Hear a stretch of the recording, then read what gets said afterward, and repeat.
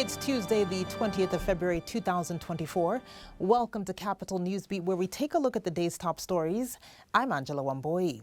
Kenyans have been advised to prepare for scorching temperatures exceeding 30 degrees Celsius across most regions of the country, according to the Kenya Meteorological Department's forecast for February 20th to February 26th. Director of the Meteorological Department, David Gikongo, urged Kenyans to stay hydrated and take precautions against the sun rays during the hot days, while ensuring they dress warmly for cooler nights. The World Meteorological Organization recently reported that January 2024 was the hottest January on record, continuing a trend observed throughout much of 2023.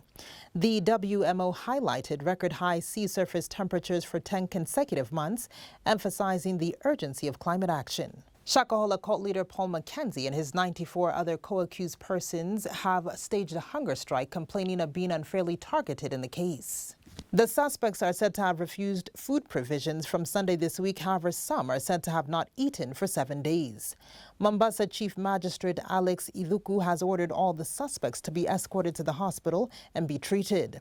The suspects' legal counsel, Wycliffe Makasembo, has agreed to talk to his clients to call off the hunger strike.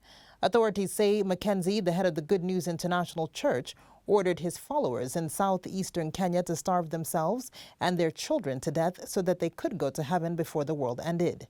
More than 400 bodies were uncovered over months of exhumations across tens of thousands of acres of forest, making this one of the world's worst cult-related tragedies in recent history. We saw the accused persons this morning in our basement cells. Some can barely stand or open their eyes. As a matter of urgency, I order that they be escorted to a medical facility where they will be examined and their health needs attended to. 4. We mentioned this matter on 5th of March 2024, when the reports above will be filed or will have been filed and a ruling date will be given. The second day of the National Executive Retreat kicked off earlier today, with President William Ruto holding a consultative meeting with the Council of Governors in Naivasha. The meeting comes as governors are protesting against the continued holding of key devolved functions by the national government. The county bosses are also not happy with the national government's payment and organization of community health promoters. The retreat, officially commencing yesterday, is designed to evaluate Kenya Kwanza's performance and spotlight significant achievements since the administration assumed office in September 2022. We have had a wonderful relationship, I must admit.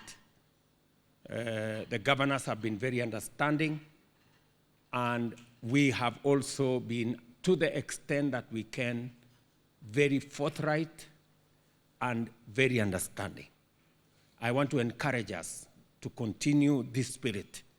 Many times, I have called the chair of the Council of Governors to persuade her to see our point and even to allay some of the fears that sometimes are propagated out of context. And many times we have talked, we have resolved without any issue. Sometimes I have agreed with them, sometimes they have agreed with me, and it has always worked very well. The message from the governors is this: they support your government, they are supporting the development agenda, the plan of the Kenya Kwanza, but they are urging that they be given their due space to be governors and to deliver on devolution. And I think the best way we can do that is when we work together in synergy. And finally, Kenya has exempted Ethiopians from paying the $30 fee for foreigners seeking the electronic travel authorization to enter the country. Ethiopia's ambassador to Kenya, Bacha Debeli Buta, expressed gratitude towards the decision, praising the administration of President William Ruto for the move.